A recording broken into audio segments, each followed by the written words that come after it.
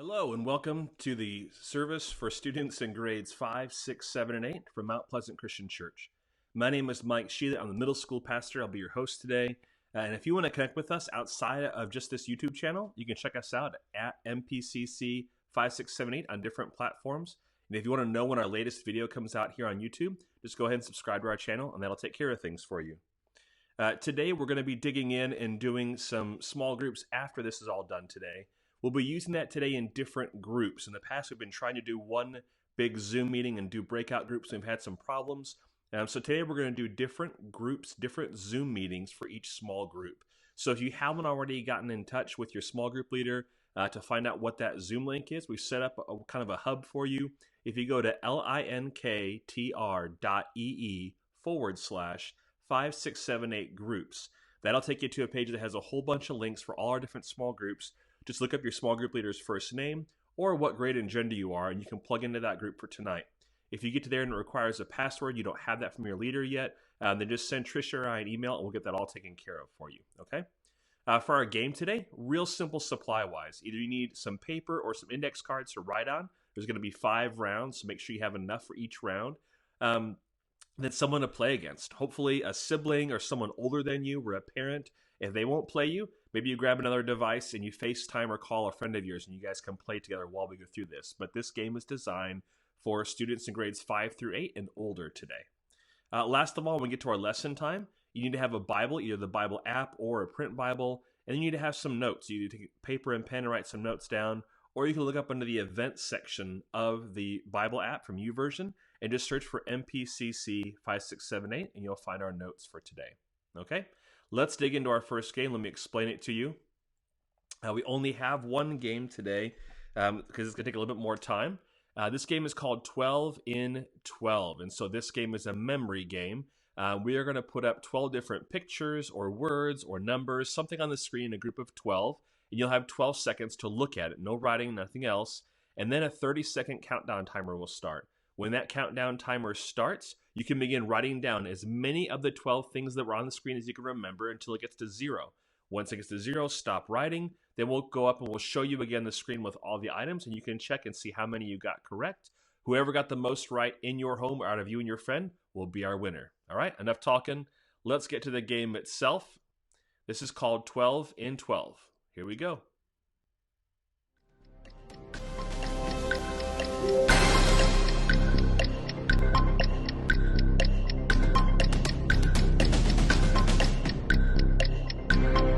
Left, better hurry. All right, pens and pencils down. Look at your list. Just kidding, we haven't even started yet. Let's start writing now.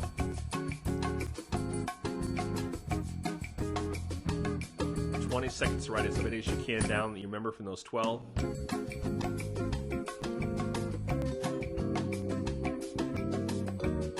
About 10 seconds left.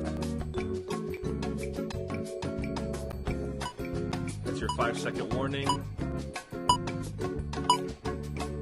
right, now time's up. Now put those pens and pencils down and get those papers out and look at them. Here on the screen, we're going to have the 12 items that were just up there. Check those out. See how many you got correct. Spelling doesn't count in this part of the game. Just how many of those items on the screen do you have on your paper or card? Add them all up. Put a total on there. Obviously, the maximum you can have is 12. Whoever got the most out of you and your family or you and your friend is the winner of round 1. We have 4 more rounds left. Let's get ready for round number 2.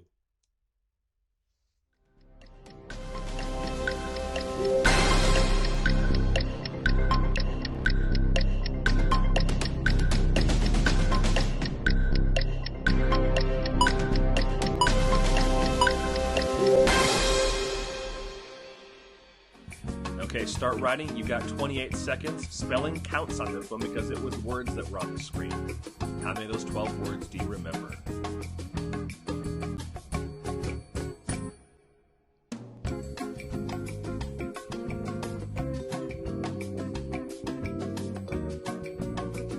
Seconds left.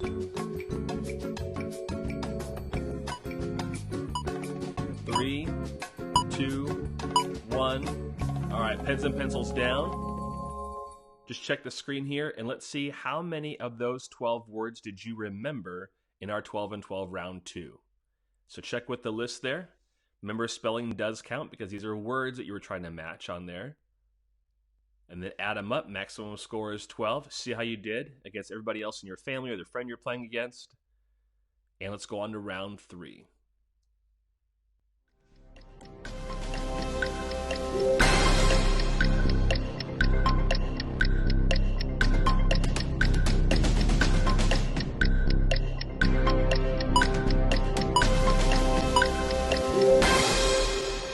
Get those pens and pencils out and start writing. You got 30 seconds. How many of those 12 objects up on the screen do you remember?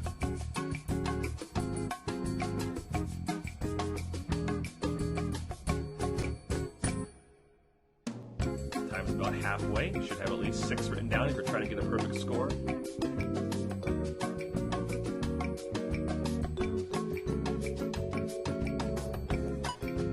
All right, 3, 2, 1, pens and pencils down. All right, look at your list and then look here at the screen and we will see how many of those objects you remembered out of the 12. Little food making you hungry if you haven't already eaten today. Add up your score, see how you did.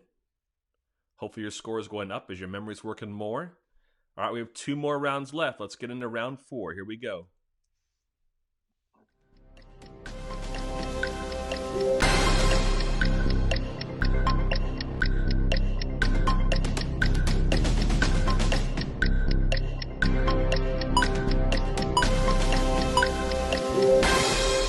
Grab those pens and pencils and start writing. How many of those logos, those brands, do you remember out of the 12?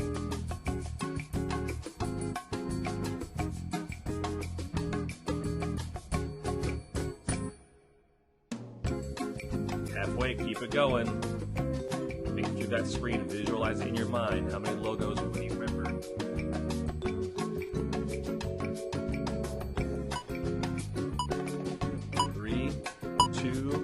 And 1. Pens and pencils down.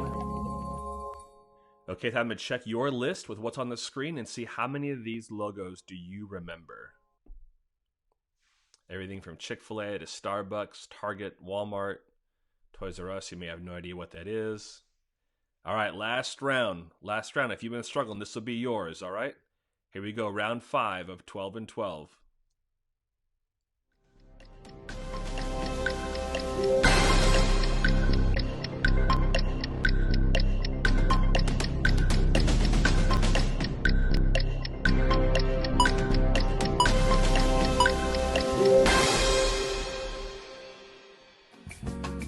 Start writing, last chance.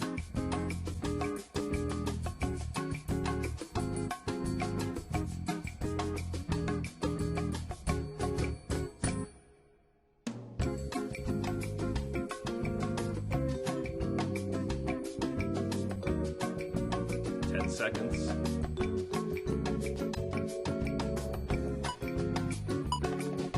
3, 2, 1. All right, pens and pencils down. Let's see how many of those animals you remember for our last round of 12 and 12. Here are those animals again up on the screen. All right, from the kitten to the tiger to the elephant to the frog. Look at your paper, see how many you got right. Compare that to everybody else in your family or the friend you're playing against. If you want to, you can add up all your scores and see who is the grand champion of our game here for 12 and 12. Hopefully that was fun. Some of you have enjoyed trivia. Some of you enjoyed the hidden objects last week. Some of you have enjoyed scavenger hunt. We thought we'd do one for the memory people. We talked about doing a game where we reveal different people, but then that puts your identity out there. So we're going to have to hold off on that one until we can meet in person again. Hey, just to remind you, if you are just now checking us out, this is the service for students in grades 5, 6, 7, 8 from Mount Pleasant Christian Church. My name is Mike Sheley. I'm the middle school pastor. And if you want to connect with us outside of just this YouTube video, you can look for us on social media at MPCC 5678. We are going to be doing some Zoom meetings later today in small groups. And so if you haven't already gotten that link and the password if it's required from your small group leader, you can go to linktr.ee/5678 groups. And we have a listing there, a link for every group that we have a leader meeting in tonight. Some are meeting separately, some are meeting together, but check those out.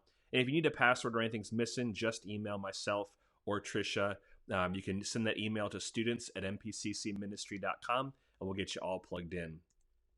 Last of all, we're going to be doing some studying tonight in God's Word, so make sure that you have a Bible, either a print or your digital Bible app, and then either have some pen and paper to take notes with, or you can pull up in the events section of the Bible app our notes for tonight's lesson. Okay, before we dig into today's lesson, got a little public service announcement for you, so check this out, and then we'll dig into our study for today.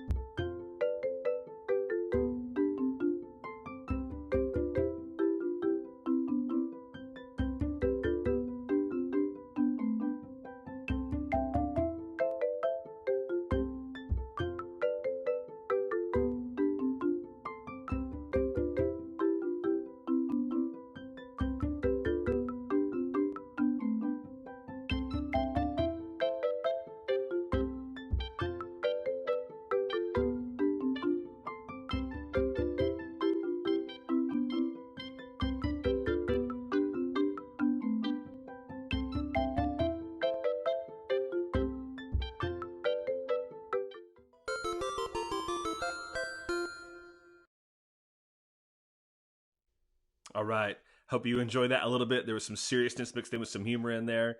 Hey, this is the first week of our All In series, Holding Nothing Back with God. So I thought I'd start out with just defining that term. If you're not familiar with the phrase all in, it's popular right now for a big fundraising campaign where all these sports celebrities are offering to donate everything from courtside seats with them at a game to Eli Manning is giving his convertible Corvette away. But they're going all in to help support people. And so we are going to do an all-in series looking at being all in with God. And here's what that means. It means you are fully committed, giving everything you have, holding nothing back, and nobody can talk you out of it or change your mind because you're so committed. This is tough, right? When you're in grades 5 through 8, you're at a time where you're trying a lot of new things. Maybe you're trying a school sport out for the first time. Maybe you're trying a hobby out. Maybe with COVID quarantine haircuts, you're trying a new look out. Maybe you're trying some new friends out. Being all in is kind of a challenge. So let me kind of take you back to my time when I was your age, and then we'll walk forward in today's world. When I was in 5th grade, we started band in our school, so I got to try out playing the saxophone for the very first time, and I loved it. It was an instrument that my family had played. It was something that I was interested in, but I wasn't very good. Like, it was squeaky, squawky, horrible, but I kept practicing and working with people and with our classmates and with the band teacher. And I kept going up, and I switched from alto to tenor saxophone. By the time I got into middle school, I actually competed and got to play as a part of a district band festival as one of only 3 tenor saxophone players in the entire band because I had stuck with it. I was all in with this saxophone. Now, also in middle school for me, I tried out the school sport of basketball. And if you know my story at all, you know that if the B team had a backup bench, I would have been at the end of that group. I was that bad at basketball. It was so bad. But you know what? I didn't quit. I stuck with it the whole season, went through all the practices. I tried it, decided it wasn't something I was very good at, but I at least stuck with it for the season. And some people didn't even stick with it for the whole season. And some of that describes your life in grades 5 through 8, right? You're trying new things out. Maybe you're trying some new food out because you're trying to figure out what's in the pantry to eat this week. Or maybe you're trying out a new hobby. You watch something online, thought that looks fun, I'm going to try it out and see how I can do. Maybe a friend of yours recommended something, a TV show or a series or a website or a YouTuber. You're checking it out, and some stuff you like and you stick with it, and some stuff you back away from. Well, when it comes to our faith, we want to talk about how you can check out Jesus and you can kind of try him out, but you don't want it to be something that is your regular habit of trying on and off again. I mean, think about it. All of us probably have 2 lists. We have the list of things we've started. Those are all those things we tried and kind of walked away from. Like, I'll try this for a little bit, but not actually get that done. I tried this out, tried this team, tried this hobby, tried this whatever it is, and we don't stick with it. We're not all in. It's just something we're curious about, and then it kind of goes away. And then we have a second list of things that we actually finished.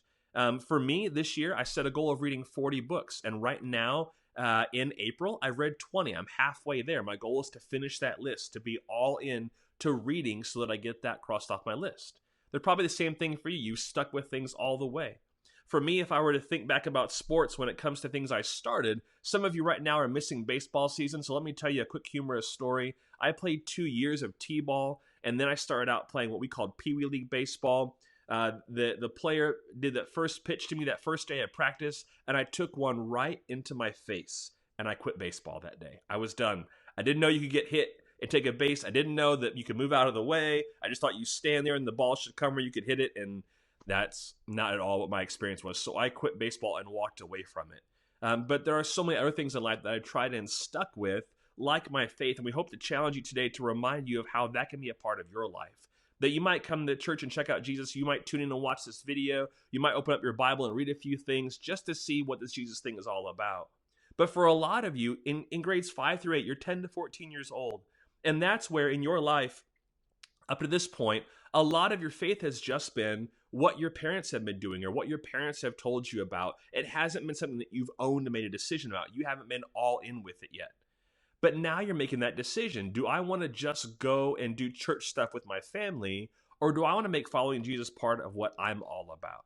So I want to dig in today by looking at a quote from one of the ancestors of our faith, a man named Moses, and a very important couple of verses he shared. So we'll look at this here in the book of Deuteronomy, chapter 6, verses 4 and 5. Just a second here. Moses said, "Listen, O Israel, the Lord is our God, the Lord alone. And you must love the Lord your God with all your heart, all your soul, and all your strength." Well, that's pretty big. Like, if you're like me, you look at that list and you think, okay, let me see. How well do I do it? Loving God with my heart. I don't even know what it means to love him with my soul. And then how do I love him with my strength? But it's not supposed to be a checklist. When Moses or anybody would put all these terms together, it wasn't meant to go through and look at the individual pieces. It was to remind us of the entirety of the whole thing. In other words, all these terms were used together to emphasize a person's total commitment in trusting and obeying God. It was all about all of you being all in with God. Well, that's a good question for us today. When you think about your faith, are you fully committed when it comes to following Jesus? Are you all in with him? Well, here's what we're going to do. Starting today and for the next 3 weeks, we're going to be looking at this question, looking at what it means to be all in with God, looking at what it means to love him with our heart, soul, mind, and strength, all those things all together. And because it's a big question, I mean, you could answer that and go, yeah, that's on my yes list. Of course I love God with everything. But it's very, very vague. It's hard to evaluate that. So we're going to make it more specific. And today, and then over the next 3 weeks, we're going to look at different words that are brought up in that passage that Jesus quoted and how he taught about those things to help us out. And the very first one of those is our heart. So Jesus said this in Matthew 6:32, "Wherever your treasure is, there the desires of your heart will also be."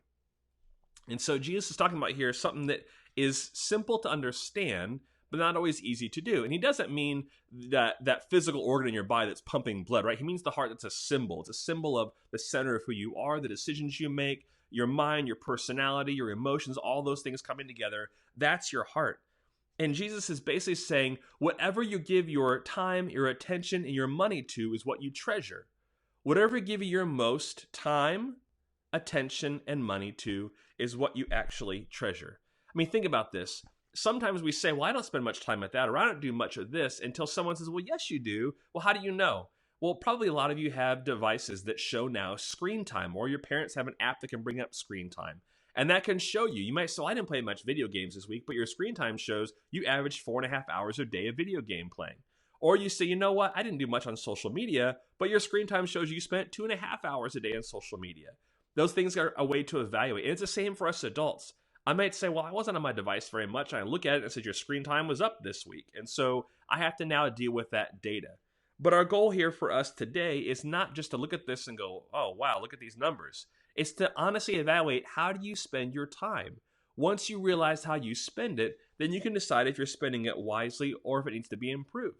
Our goal is to help you evaluate how you spend your time, how you give your attention, and where you spend your money, because that's where your treasure is.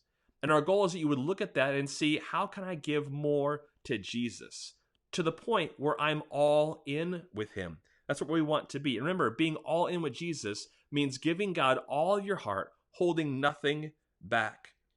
As we kind of wrap up today and get ready for our small groups, I want you to kind of imagine something with me. When it comes to imagination, one of my favorite groups of people is the Disney Imagineers. And what Walt Disney Imagineering, the people who come up with the ideas that then become theme parks and movies and all kinds of things, one of the things they're famous for is they not only dream big dreams, but they figure out how to put those dreams into action. What if we did that? What if instead of dreaming about what it meant to be all in following Jesus, what if instead of just thinking about the disciples and how they followed Jesus, what if we were all in with him? Nothing held us back. We gave the most and the best of our time, our attention, and our money to Jesus. What could that look like? How could that change our family?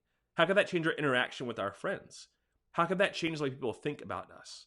I mean, when you process through this together, the Disney Imagineers' goal is to create a world that when you walk in a theme park, you're living out this story. Your imagination takes over and you begin to live out this fantasy world. Well, what if we flipped that? And what if we did such a good job of being all in with Jesus that anywhere somebody walked around us, they got to experience the church, not inside a building, but being with people who were all in with Jesus? How amazing would that be? Well, it starts by looking at ourselves and asking one really important question today as we wrap up. What is one area where my heart is focused on something more than Jesus in my everyday life? What is one area where I'm not all in when it comes to Jesus? Let's pray. God, thank you for today. And although we are meeting virtually together, we go back and look at these words from Moses that challenge us to put all of us in when it comes to following you. God, we look at the words of Jesus, who looks specifically at the heart and reminds us that wherever we're giving our time and our attention, our money, that's what we truly treasure. Help us to line those two things up so that what we treasure, what we give our time, attention, and money to is you, so that people can see that we are all in with Jesus. Amen. All right. Hey, as we wrap up today, I just want to remind you, we've got an online resources page, mpcc5678.com/online. It has links to our Zoom groups. It has links to our Bible study notes, all kinds of resources on there. You can find us on social media at MPCC5678. And if you still want to try to squeeze in those groups, we can probably work with you on that. Those links are available at linktr.ee/5678 groups. If you're watching this outside of Thursday, thank you for checking this out and being a part of it with us. We will be meeting on Thursday nights from 6:30 until 8 o'clock, 6:30 to 7 with games and teaching, and 7 to 8 being in small groups through Zoom, at least for the next 3 weeks. So come back and join us. We'd love to see you again. Thank you.